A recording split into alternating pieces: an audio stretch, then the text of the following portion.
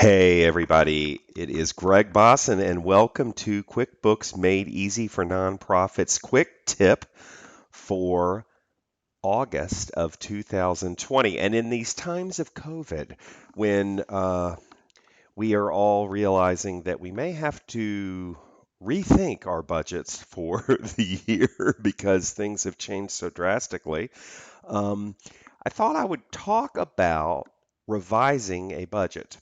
And what I want to point out to you, first of all, in case you are brand new to QuickBooks and you don't know this, you can set up budgets in QuickBooks by going to Company, Planning and Budgeting, and set up budgets. And you just kind of enter your budget here. This is an annual budget, and I'm putting my entire budget in the first month of the year.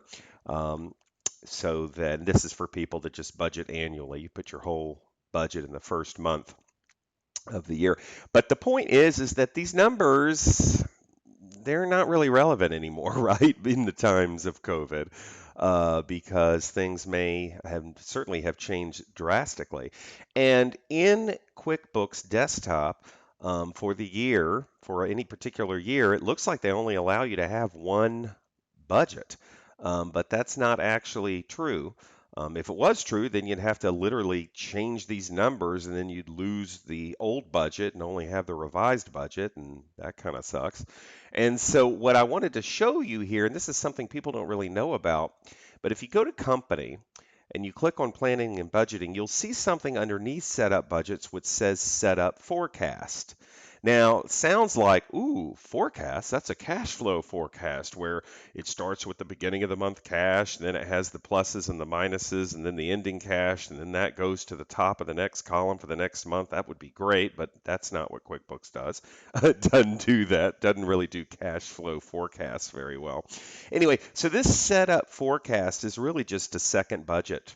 It just allows you to do a second budget. So, what I'm suggesting to my clients and to you is that if you want to revise your budget, leave the original budget intact, which is up here. Go to Setup Forecast.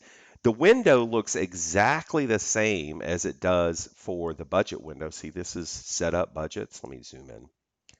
Setup Forecast versus Setup Budgets. These are two different windows, two different budgets. Okay. And you can see how I put in different numbers here. Okay.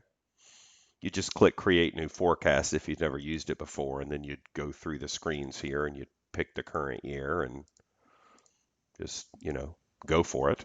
But anyway, so now I have two budgets, which is kind of cool.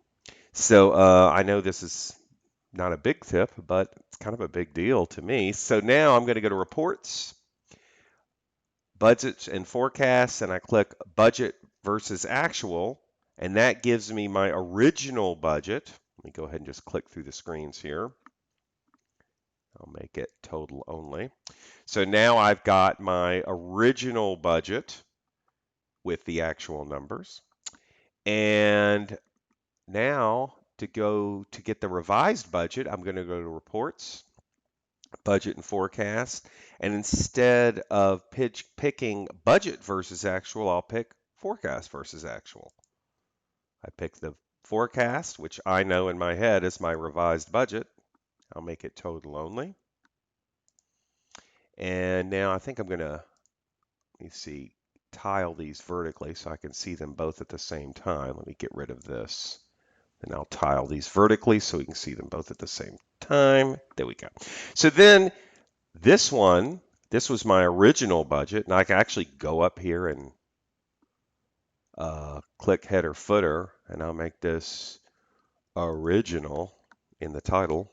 Original. Okay. Here we go. And then I can go over to this other one and customize that and go to header footer and make this revised. And it says forecast, but I'll just change the name of it to budget. It's not really a forecast, is it? And there we go. So now you can see that the actual columns are the same numbers, right? Let me just, these are the same numbers because the actuals didn't change, but the budget numbers are different. So go over here. And you can see that this is my original and this is a revised. And you can see I made individual contributions go from 55,000 down to 25,000. Corporate grants and foundation grants were at 18,889. They went up to 63 and 120 because there's a lot of nonprofits that are getting COVID money thrown at them. So, but anyway, so I just think that's really kind of cool. That way you don't lose your original budget and you still have your revised budget. I hope this tip helped you, and I hope to see you at my upcoming 2-day mini webinar series on on preferences. These are the little features that are over here. We're going to go through all these preferences. We're actually going to do this next week. And then we're going to do another day on reporting. So I don't know. I'm excited about it. I hope you are too. See you there. Oh, go to QuickBooksMadeEasy.com to sign up for it. I guess I could show you that too, huh? Couldn't I? I will. What the heck? So we'll just go over here, and it's called QuickBooksMadeEasy.com, and this is where you can sign up for it. Okay, just go over here to webinars, and you can sign up for it there.